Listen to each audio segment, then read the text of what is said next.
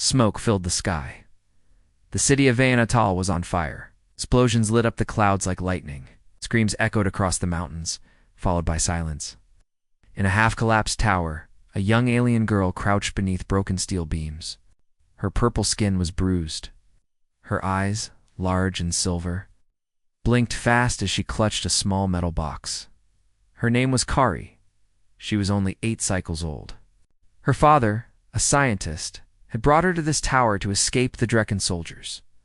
"Hide here," he said with shaking hands.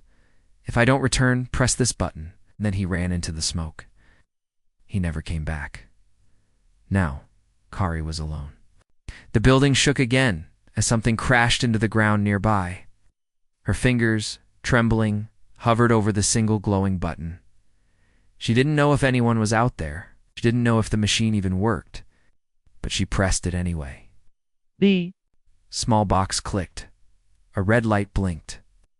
Then the tower finally gave in. It collapsed around her, and everything went black, deep in space.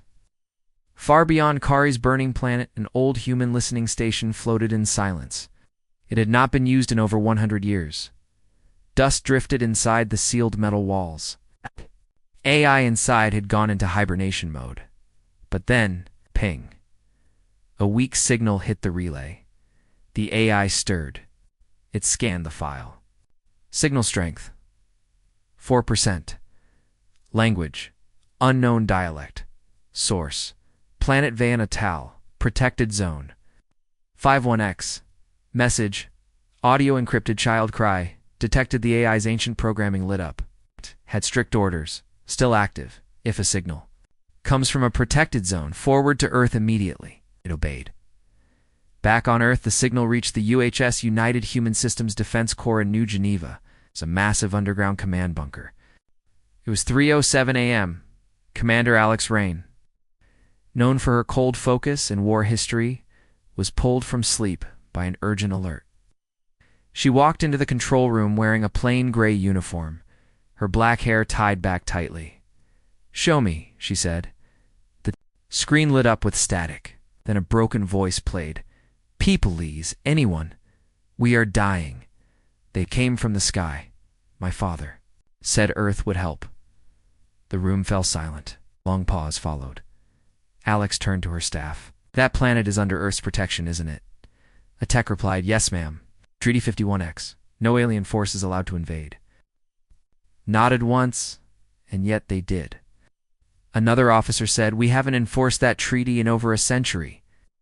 "Then maybe it's time," Alex said. She opened a secure comlink to the fleet admiral. Her words were calm but cold. "As steel, Admiral, we received a signal from a protected world. A child is begging for help. The Drekkon have invaded." There was silence for a moment. Then a deep voice answered, "And what does Earth do when someone breaks the law we wrote?" Alex answered with no emotion, "We go to war." That's Prepared a response. The weak signal continued to bounce across the galaxy. It reached pirate networks, reached fringe colonies. It even reached the Drekkon High Command. Inside a massive Drekkon warship, General Tarnak Valzar listened to the recorded cry. He laughed darkly. "A child? That's who they sent?" One of his officers looked uneasy. "General, that voice, it might reach Earth." Tarnak's smile faded. "Earth has slept for too long. They won't move for a child." Still, he gave a new order. "Find and destroy the source of the signal. Make sure no one else hears it." Meanwhile, on Earth's oceans, old warships began rising from beneath the waves. Massive vessels, once sealed in water-covered vaults, powered back online. Engineers reactivated reactors. Thousands of soldiers and drone units returned to duty. High in orbit, hidden shipyards unlocked protocols called Project Black Sky. These were ships built for a war that never happened until now. At the center of it all, Admiral Marcus Tion, a legend from the last galactic conflict, stood before a digital star map. He placed his hand over one small, red-blinking world. Vainatal, he whispered. "The galaxy forgot you, but we didn't." Back on Vainatal, the ruins were quiet again. The Drekkon had moved on, thinking no one survived. But deep underground, Kaari stirred. She was still alive. Weak, but alive.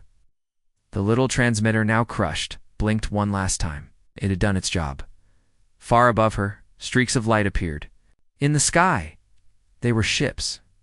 Big ones. Human ones. The first recon vessel landed silently just over the hills. Soldiers in black and silver armor fanned out, scanning the area. One of them pointed. "Sir, we found her. She's breathing." Kaari opened her eyes and saw a human face for the first time. It looked strong, calm, warm. "You're safe now," the soldier said. "Earth heard you." A young alien girl sends a final cry for help as her world is destroyed by the Drekkon Dominion. Earth, once silent and withdrawn, receives the signal. In response, old war machines are reactivated. Human military power begins to move. The galaxy takes notice. And one child's voice begins a war. The sea began to boil. From deep beneath the black waters of Earth's northern oceans, something massive moved. It wasn't a whale. It wasn't a submarine. It was something forgotten. A thin line of glowing blue light sliced through the waters. Surface. Then came the sound, low, humming and growing louder. The sea split as a gigantic black shape rose from below, its armored hull covered in old Earth markings and warning signs. Massive vents hissed out steam. The ancient warship had awakened high above. Satellites captured the event and broadcast it to Earth's command centers. Project Skybreaker was online again, in orbit around Earth. Vast shipyards once closed, sealed and considered obsolete, came to life. These floating factories had been shut down after the last Great War. Most of humanity believed they would never be used again. They were wrong. Now, under orders from the United Human Systems Command, massive machines reactivated. Dock 9X, the largest of them all, opened its steel gates. Inside, towering ships slept in dark silence until light poured in and thousands of workers and robots began rushing in. Voice echoed over the comms. "Begin reactivation protocol. All vessels, prep for war." The oldest among them, a dreadnought, called UHS Leviathan, rumbled to life. It's dormant for over 70 years, blinked online.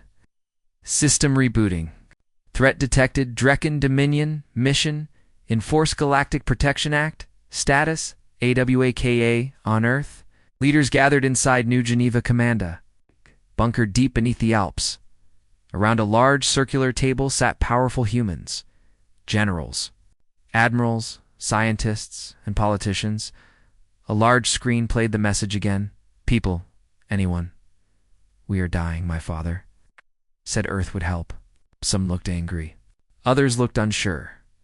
General Halden, an older man with a cybernetic eye, slammed his hand on the table. "We promised the galaxy we'd stay out of their wars. We left for a reason." Admiral Rain answered calmly. "And we promised to protect the weak when no one else would." "Are we really going to risk everything over a child?" another voice asked. The room grew quiet. Then Admiral Marcus Tehran spoke, his voice low and firm. "She isn't just a child. She's proof. Proof that the Drekkon broke our rules. If we let that go, they'll break everything next." No one argued after that.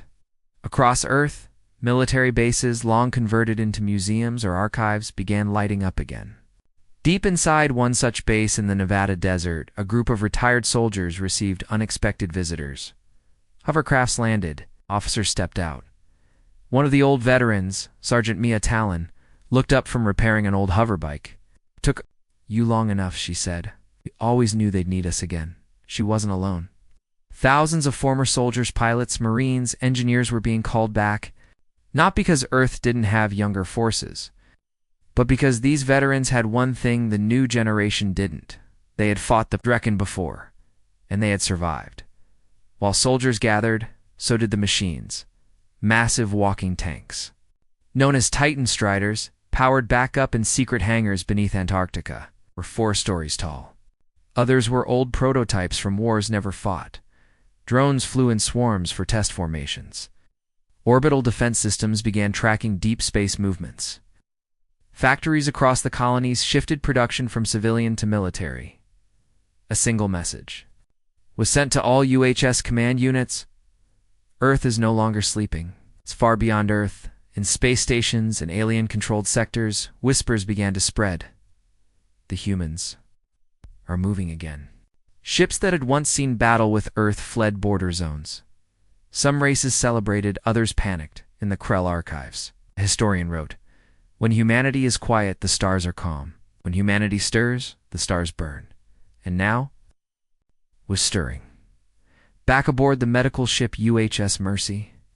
In orbit near the destroyed planet Vayanatal, little Kaari lay inside a protective medical capsule. Human doctors monitored her life signs.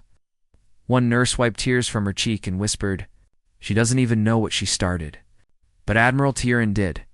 He stood in the observation chamber, staring down at the ruined world through the glass. His officers waited behind him. "She gave us reason again," he said quietly. One officer asked, "Are we really going to war for?" Her, Tren's eyes didn't blink. "We're not going to war for her," he said. "We're going to war because of her. She reminded us who we are." Back at Earth's orbital shipyards, the final countdown began. The Leviathan's engines. Powered-up soldiers stood in formation on deck. Fleet carriers were loaded with stealth ships, drop pods, and planetary siege weapons. Every single crew member had the same mission: reach Vayanatal, stop the Drekkon, send a message to the galaxy. As the countdown hit 0, Earth's fleet moved. Dozens of human ships, large, fast, deadly, jumped into hyperspace, leaving blue trails across the stars. Earth reactivates its ancient war machine in response to the child's cry. Giant ships, weapons, and veterans awaken across land, sea, and orbit. Humanity's decision is made clear. The treaty was broken, and they will answer it with war. The galaxy begins to fear, or hope. Kaari, the child who called out, rests in human protection. Unaware, she has become the spark that lit a fire in humanity's heart. The human recon ship hovered just above the scorched surface of Vayanatal. Its hull was black and silent, reflecting the red fire still burning below. Inside, Commander Lena Voss stood in the cockpit, staring down at the ruined world. "What are we looking at?" she asked. The AI replied, "Thermal scans show over 9 billion life signatures, now gone, cities reduced to ash, no signs of Drekkon forces. But something is moving underground." Lena's heart beat faster.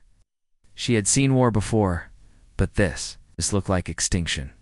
She turned to her team. "Gear up, we're going down." The dropship touched down in what used to be the capital city of Talinar, once home to a proud, peaceful people. Out was nothing but burned stone and twisted metal. The human soldiers moved fast and carefully. Their boots crunched over bones and shattered glass. The air was thick with smoke and silence. Lena knelt beside a broken sculpture. It had once been a child holding a star. Why would the Drekkon do this? One soldier whispered, another answered, because they thought no one would stop them. As they moved through the rubble, one of the engineers shouted, "Commander! Over here!" They found a partially buried Drekkon drone. It was damaged, but its core still glowed faintly. The engineer tapped into it. Screen lit up with recorded footage. Drekkon soldiers marching through the streets. Alien families crying, hiding, running. Fire bombs dropping from the sky. And finally, a single child running into the communications tower. The same tower Kaari had used to send her signal.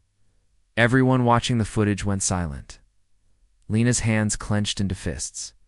"Download it. Send it to Admiral Tyrion, not far from the tower." The team uncovered a crater. At first it looked like a natural impact zone, but then they saw the bodies, thousands of them.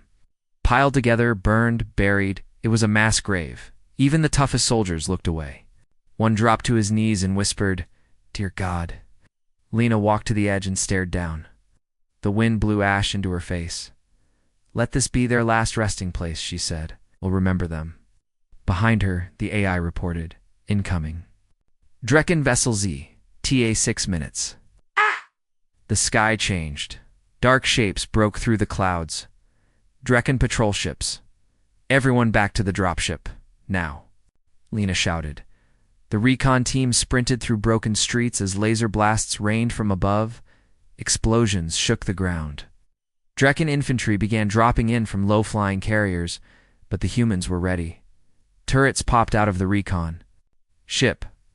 Soldiers returned fire with precision. One Drekkon squad fell in seconds, their armor no match for human plasma rounds. Lena fired 2 shots into a charging brute and covered her. Retreating team. They escaped, but barely. Back aboard the Leviathan, Admiral Marcus Terron reviewed the recon footage with his top officers. The images of death, fire, Kaari's final run into the tower played again and again. No one spoke. Finally, the Admiral looked to his communications officer. "Prepare the galaxy-wide transmission," he said. The officer nodded. Soon every major race, empire, and system received the same message. A human voice, calm, sharp, and unforgiving, spoke. "To the Drekkon Dominion, you have broken a peace you were warned never to test. You targeted the innocent. You burned a protected world. Earth has heard the call for help. We are coming. We are not coming to negotiate." On the medical ship orbiting the burned planet, Kaari woke for the first time since being rescued. Her eyes opened slowly. Bright lights, white walls, human faces. A kind nurse smiled. "You're safe now. Can you hear me?" Kaari blinked, then nodded. She tried to speak but could only whisper, "Did anyone hear me?" The nurse took her small hand and smiled softly. "Yes, little one, we all did." On the far side of the galaxy, inside the Drekkon War Command, Center generals watched Earth's broadcast in silence. Some were angry, some were afraid. "Hi, General." Tarnik Valzer smashed the table with his fist. "I told you. I warned we shouldn't touch that world." An officer stammered. "We thought they were extinct, silent for over a century." "They were silent," Tarnak growled. "But not weak." He turned to the war map. "Double the fleet. Prepare to strike Earth before they strike us." Back. On Vaanatal, the human fleet began establishing forward bases. Engineers deployed drone factories. Auto turrets activated. Satellites were launched to scan for any Drekkon reinforcements. But the planet was more than just ash and rubble. It became a symbol. Soldiers placed flags. Medics buried remains. Engineers rebuilt shelters even, though no one was left to use. Them, Commander Lena Voss, stood before a small grave marked with a piece of melted stone. "This was her home," she said. "Now it's where we make our stand." Earth's recon team lands on the destroyed planet and finds proof of Drekkon war crimes. A surprise attack by Drekkon forces nearly wipes out the recon team, but humanity fights back with skill and fury. Earth sends a warning to the galaxy. They are coming, and this war won't be fought with words. Kaari, the girl who cried for help, wakes up and learns that her message has moved billions. Vaanatal becomes more than a memory. It becomes humanity's forward base of vengeance. The human recon ship hovered just above the scorched surface of Vaanatal. Its hull was black and silent, reflecting the red fire still burning below. Inside, Commander Lena Voss stood in the cockpit, staring down at the ruined world. "What are we looking at?" she asked. The AI replied, "Thermal scans show over 9 billion life signatures, now gone, cities reduced to ash, no signs of Drekkon forces. But something is moving underground." Lena's heart beat faster. She had seen war before, but this looked like extinction. She turned to her team. "Gear up, we're going down."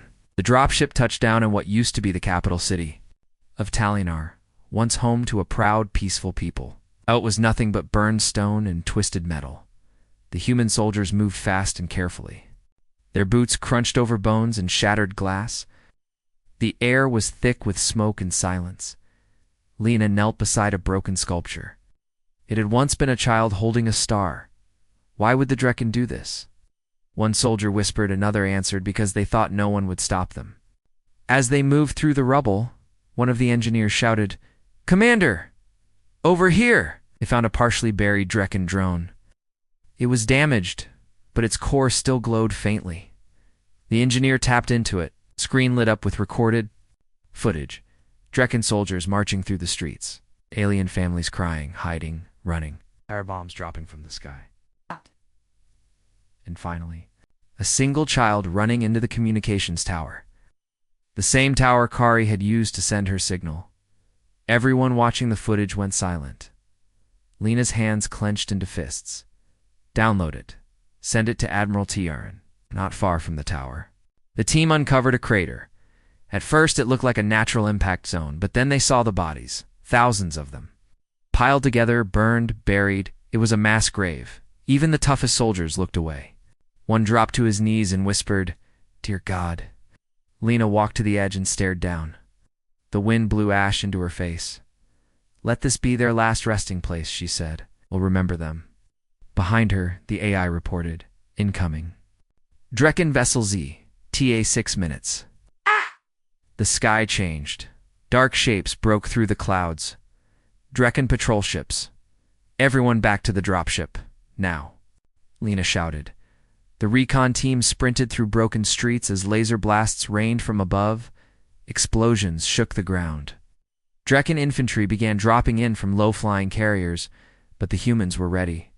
Turrets popped out of the recon ship.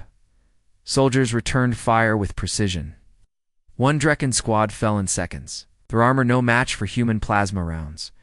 Lena fired 2 shots into a charging brute and covered her.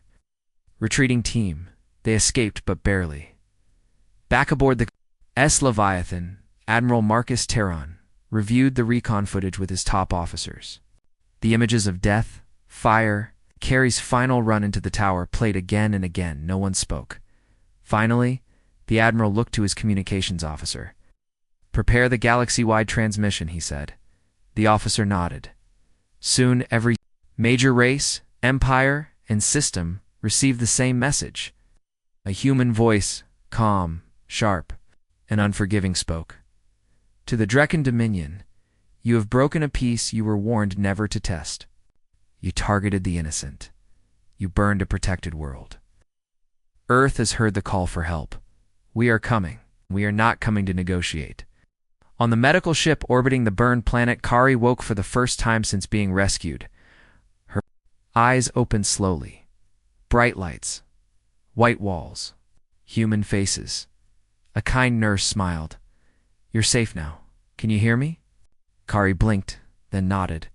She tried to speak but could only whisper, "Did anyone hear me?" The nurse took her small hand and smiled softly. "Yes, little one. We all did." On the far side of the galaxy, inside the Drekkon War Command, Center generals watched Earth's broadcast in silence. Some were angry, some were afraid. "Hi, General." Tarnik Valzer smashed the table with his fist. "I told you. I warned we shouldn't touch that world." An officer stammered. "We thought they were extinct, silent for over a century." "They were silent," Tarnak growled. "But not weak." He turned to the war map. "Double the fleet. Prepare to strike Earth before they strike us." Back. On Vayanatal, the human fleet began establishing forward bases. Engineers deployed drone factories. Auto turrets activated. Satellites were launched to scan for any Drekkon reinforcements. But the planet was more than just ash and rubble. It became a symbol. Soldiers placed flags. Medics buried remains. Engineers rebuilt shelters even, though no one was left to use them. Commander Lena Voss stood before a small grave marked with a piece of melted stone. "This was her home," she said. "Now it's where we make our stand." Earth's recon team lands on the destroyed planet and finds proof of Drekkon war crimes. A surprise attack by Drekkon forces nearly wipes out the recon team, but humanity fights back with skill and fury. Earth sends a warning to the galaxy. They are coming, and this war won't be fought with words. Kaari, the girl who cried for help, wakes up and learns that her message has moved billions. Vayanatal becomes more than a memory. It becomes humanity's forward base of vengeance. In the far reaches of the galaxy, deep inside the neutral space zone, 12 massive ships floated in a perfect ring formation. They were not warships. They were council vessels each, one carrying leaders of a different alien race. The air inside. The council dome was thick with tension. A great round table of light shimmered in the center. Round it sat leaders with old grudges, secret fears. and one common question. What do we do now that Earth has returned to war? A giant lizard-like being slammed his fist into the table. They have awakened their machines, their fleets. The old humans have risen. We must stop them before they burn. The stars again. Cold, gray-skinned alien replied calmly. Or, we stand behind them. They answered a cry. No one else heard. Silence followed. The galaxy stood on the edge of choosing. The footage of Earth's battle on. The Anatal had reached every major system. Every screen, every station, every noble court, and dark slum had seen it. Human ships destroying Drekkon vessels. Human soldiers defending the innocent. A child's message. Answered with fire. For many, it was a symbol of hope.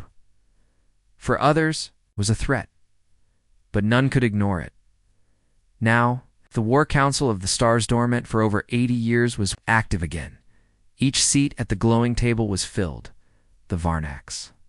Empress, whose species had once lost half their planets in the last human war.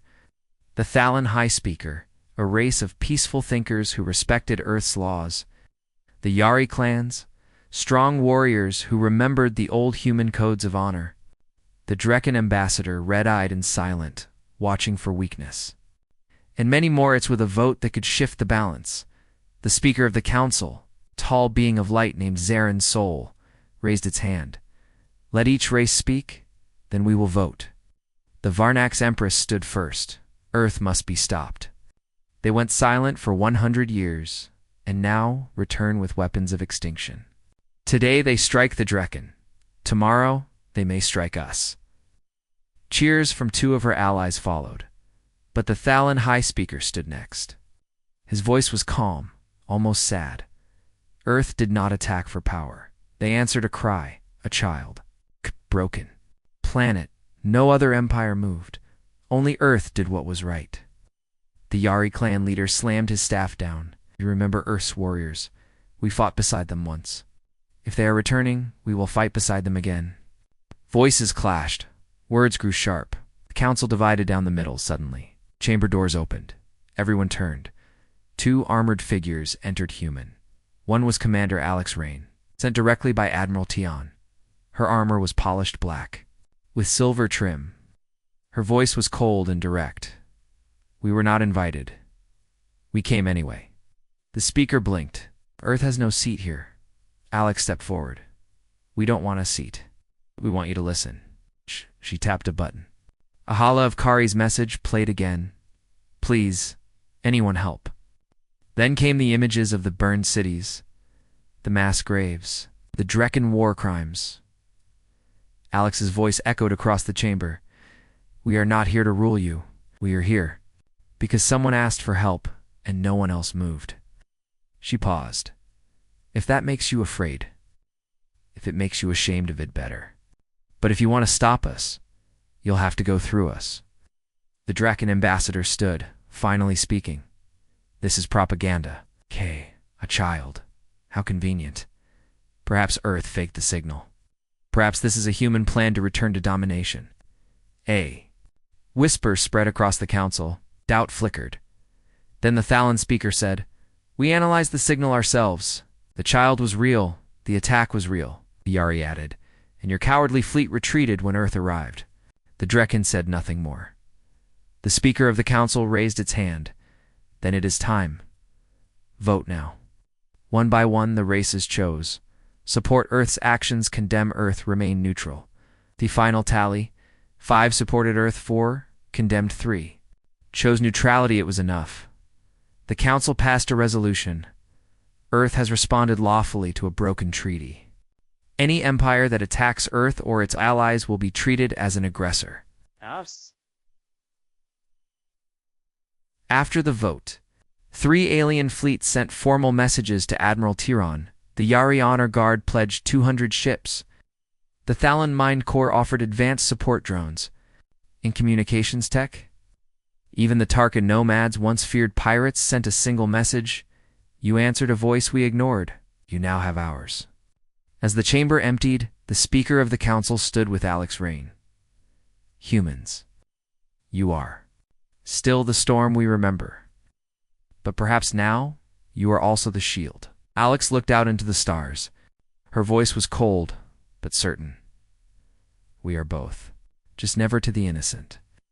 The War Council of the Stars meets in fear and uncertainty after Earth's return to battle. Debates split the Council, some fear Earth's power, others support its cause.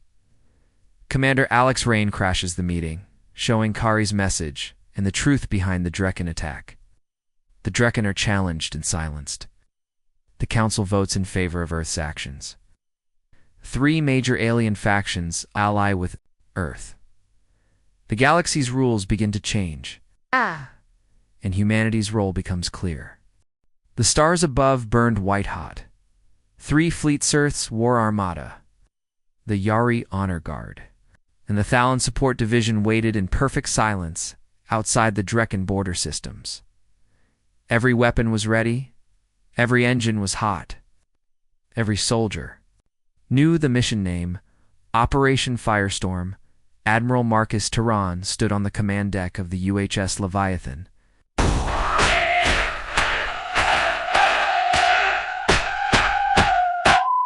His voice echoed across all channels. The Drekkon broke our peace. They burned a world that called to us. Now we answer with fire. And with that operation, Firestorm began. Zarlok was no ordinary planet. It was the Drekkon's main military hub. Deep inside their territory, it held orbital shipyards, weapon foundries, and their war command. It was surrounded by defense, satellites, patrol fleets, and thick asteroid fields. No one had dared to strike it before, but Earth was done waiting. Primary objectives: destroy Drekkon shipyards, disable communication relays, cripple their war fleet before they regroup. Secondary objective: send a message. Earth is not afraid. The human stealth ships entered the system first. They flew low, under radar, hugging asteroid shadows. 3 teams of eye-guided fire drones detached silently. Each drone was the size of a car and carried a single task: get in, blow everything up. One by one, they flew into the Drekkon orbital stations. The countdown started. 10, 9, 8, 7, 6, 5, 4, 3, 2. Boom. 6 Drekkon shipyards exploded at once. Metal rained across the sky. Fire erupted into space. The Drekkon screamed across all channels. We are under attack. Earth has invaded Zarlok. Fleet moves in with the shipyards burning. Earth's main fleet jumped into the system. 50 human warships, 20 Yari battlecruisers, dozens of Thalon support crafts. They entered in formation, shining like blades of light.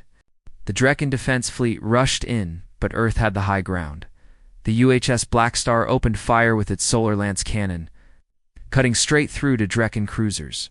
The Yari ships, known for ramming tactics, smashed enemy vessels into each other. Meanwhile, Thalon drones jammed Drekkon coms and blinded their targeting systems. It was chaos. Controlled chaos. Human chaos. As the battle raged in orbit, Earth launched its elite strike teams. Drop pods tore through Zarlok's atmosphere. Commander Lena Voss led the first wave. Her armor scorched from Vayonatal, but still battle-ready. She hit the ground hard, leading her unit through fire and metal.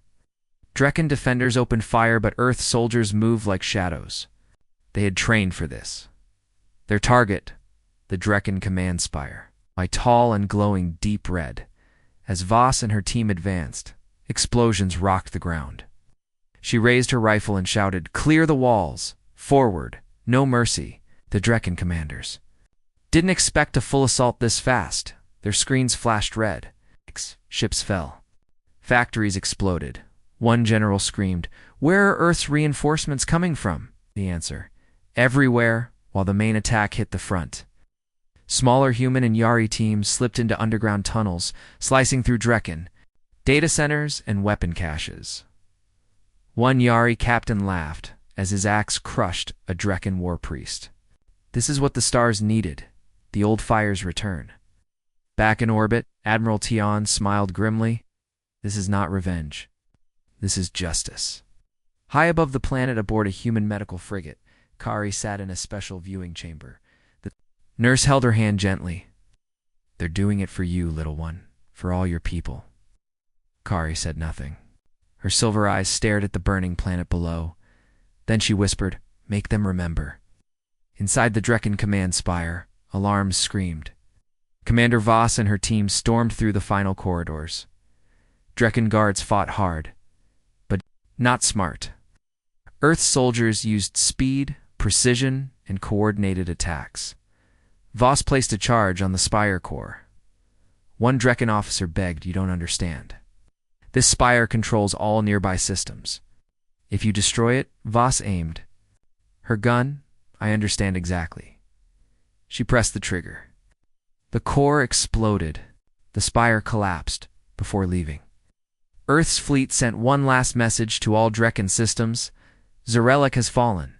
This is not the end. This is the beginning. Earth has returned." The message included live footage, Drekkon flags burning, their weapons melting, their leaders running. It spread like wildfire. Across the galaxy, everyone saw it. The war had changed. Operation Firestorm begins with stealth drone attacks on the Drekkon's most important fortress world, Zaralok. Earth and its new allies crush the Drekkon fleet with superior tactics, technology, and speed. Ground forces led by Lena Voss take and destroy the command spire. Kaari watches the beginning of Earth's vengeance and justice. A final broadcast tells the galaxy, the humans are no longer silent. They are rising. The Drekkon homeworld of Razak had never been touched by enemy hands. For centuries, it stood as a symbol of strength, fear, and control. Its twin suns burned red above black stone towers. Giant banners flew from every spire, marked with the Bloodclaw, symbol of the Drekkon dominion. Now, for the first time in history, those banners burned. Above the planet, Earth's final war fleet waited 50-5 warships, Yari raiders, Stalin support orbs, and a single silent dreadnought, the U.S. Leviathan, hovering at the center like death itself. Admiral Marcus Tyrant spoke into open Galactic comms to the Drekkon High Command. "This is your final warning. Surrender your throne, or watch it fall." The only answer was a growl from Drekkon General Tarnak Valzar. "Then come and take it." The sky above Ra. Zak split open with blue hyperspace ripples.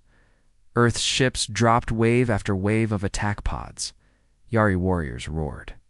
As their dropships ignited the clouds, Thalan drones flew in tight formations, jamming Drekkon radar. Human bombers pierced through thick defense lines. Dropping EMPs and bunker busters, the Drekkon launched everything. They had thousands of defense satellites, planetary cannons, even orbiting asteroid weapons. It wasn't enough. Human tactics tore through them. Allies closed ranks. The Drekkon throne world trembled. On the surface, Commander Lena Voss and her elite unit dropped directly into the capital city of Krakstall, the heart of the Drekkon Empire. The streets were filled with fire and smoke. Buildings cracked as Thalan plasma rains tore through walls. Drekkon forces scrambled in panic, unsure where to defend first. Voss led her team with brutal focus. "Our target is the Blood Throne, Central Tower, top floor. Get in, disable the throne core, and capture or eliminate Tarnak." She reloaded her rifle. No mercy, no second chances. Inside the throne tower, General Tarnak Valzar watched the burning city from his balcony. His red eyes narrowed. "This is not possible," he whispered. Behind him, young Drekkon officers begged for orders. "Should we evacuate, General?" Tarnak shook his head slowly. "We are the Drekkon. We do not run." Turned toward the throne core, a giant power engine, glowing with ancient red light. "If Earth wants our crown, it will choke on fire to reach it." He activated the tower's last defenses. Commander Voss's team moved building to building. Using old sewer tunnels and shattered corridors, Drekkon elite guards fought like monsters, but Earth soldiers were smarter at each level. They set charges, cleared rooms, and moved up the tower. Voss faced a Drekkon brute twice her size. It roared and charged. She dodged, fired 2 shots into its leg, and finished it with a knife to the neck. She didn't stop moving. The top floor. Move now. The throne room was massive walls of obsidian, floor glowing with deep red lines. Tarnok waited in black armor. Behind him, the throne core pulsed with power. It controlled Drekkon war signals, command lines, even planetary defenses. Voss entered with 4 soldiers. Tarnok growled. You came far, human. Too far. Voss raised her weapon. You broke the law of peace. You killed the innocent. You heard a child cry for help, and you answered with fire. Tarnok laughed. We are Drekkon. We rule by fire. Voss stepped forward, then burn with it. Tarnok charged. Voss rolled aside, firing shots into his armor. Sparks flew. He swung a massive energy blade, slicing the air with every strike. Her team opened fire. Some rounds bounced off his thick plate. 1 soldier went down. Voss shouted, "Fall back. I'll finish him." The room shook as Tarnok slammed his fists into the floor. Voss dropped a flash charge. It exploded. White light filled the room. She jumped forward, blade out, and drove it straight into the weak point between Tarnok's neck and chest plate. He roared, then fell. Blood spilled across the throne steps. Voss limped toward the glowing throne core. With shaking hands, she connected a human hacking device. Uploading virus. 38%, 65%, 100%. The core flickered, sparked, and shut down. Across Vrzok, Drekkon systems collapsed. Ships dropped. Weapons powered down. Defense codes were erased. Earth had taken the throne. From orbit, Admiral Tyrion watched it all. He opened a galaxy-wide transmission. The Drekkon throne has fallen. Earth did not come to conquer, we came to answer. If you target the weak again, we will return. This is not revenge. This is balance. In the background, cameras showed Commander Voss planting the Earth's flag on the tower ruins. The war was ending, but the message had just begun. Earth's forces launch a full invasion of the Drekkon homeworld, Vrzok, Commander. Voss and her team storm the Bloodthrone Tower floor by floor. Tarnok makes a last stand, but is killed in a final duel. The throne's power core is disabled, shutting down Drekkon control systems. Earth sends a final warning to the galaxy. Never ignore a cry for help again. The galaxy was silent. No more battles, no more fleets in the sky, no more Drekkon threats in the dark. On every planet, in every system, beings watched one simple thing: a young alien girl standing on the burned ruins of her world, holding a human commander's hand. Her voice had been small. Her cry had been ignored by everyone except Earth. And now, the galaxy would never forget her. The fighting was done. Drekkon cities were no longer burning, but quiet. Their weapons were offline. Their command systems had been erased. Human ships no longer fired. Now, they dropped food and medical crates. Drekkon. Civilians came out of hiding slowly, unsure if this was real. But the humans didn't shoot. They didn't conquer. They helped. Admiral Marcus Tieran stood on the bridge of the UHS Leviathan. His arms crossed. "We didn't come to destroy them," he said. "We came to stop them from ever doing this again." From Earth's deep space. Station Horizon 1. Special message was prepared. It was short, it was powerful, it showed images of the war, the call for help.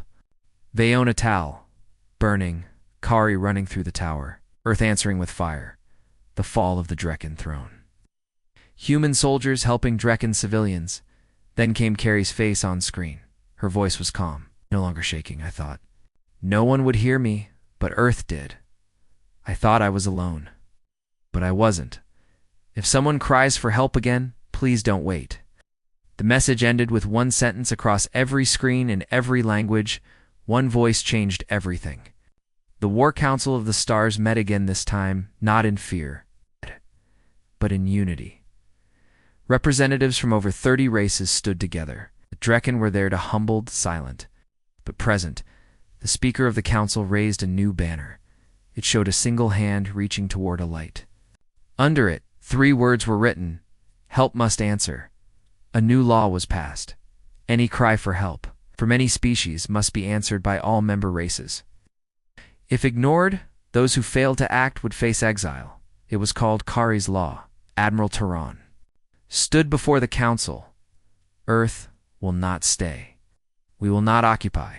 We will not take Drekkon land or resources, answered a voice. That mission is complete. The council was stunned. One Yari general asked, "You do not wish to lead?" Tehran smiled. "No, we are not here to rule the stars. It's only to make sure no one suffers in silence again." Earth's fleets began returning home. But the message they left behind would stay forever. A special ceremony was held on Vaonatal. The once-burned world was being rebuilt. Humans and aliens worked side by side, planting trees, fixing roads, building homes. In the center of the city, a new statue was unveiled. It showed a small alien girl reaching for a star. Exactly like the one Kaari had used to send her message, she stood nearby, holding a flower. Commander, Lena Voss, knelt beside her. "You were brave," Voss said. "Braver than most soldiers?" Kaari looked up. "I just wanted someone to listen," Lena smiled, "and the whole galaxy heard you." In a surprising move, the new Drekkon leadership requested a peace pact. The council debated. Earth said nothing then. A new Drekkon Prime stood in front of the entire assembly and bowed. "We were wrong. We broke peace. We caused pain. And still, Earth did not destroy us. They stopped us. We asked for peace. And forgiveness?" There was silence. Then, a slow clap. The Thalan speaker stood. "Let this be the final war. This be the last cry we ignore." Peace pact was signed. Back on Earth, cities lit up with celebration. News screens played. Kaari's message again and again. A new memorial was built in Geneva, showing the timeline of the war. The title of the memorial, "The Voice That Woke Earth." President Amina Grace gave a speech to the world. "We were not looking for war, but war found us, and we did what we always do. We stood up, not for power, but for one child." People wept. Veterans saluted. The galaxy watched. Scene 8. A new future years later. A small Drekkon girl sat in a classroom on a human space station. Her teacher asked, "What do we do when someone asks for help?" The girl stood and smiled. "We listen and we act. Just like Earth did." Behind her was a mural Kaari holding a radio, Earth ships in the sky, and stars glowing behind them. The war ends. Earth helps rebuild rather than conquer. Kaari's message becomes law, creating a new galactic rule too. Answer cries for help. The War Council reforms and creates peace. Earth withdraws, refusing power, choosing honor instead. Kaari is honored as the voice that changed everything. The Drekkon ask for peace and are granted it. The galaxy starts a new future where silence is no longer allowed. Earth becomes a symbol of justice, not fear.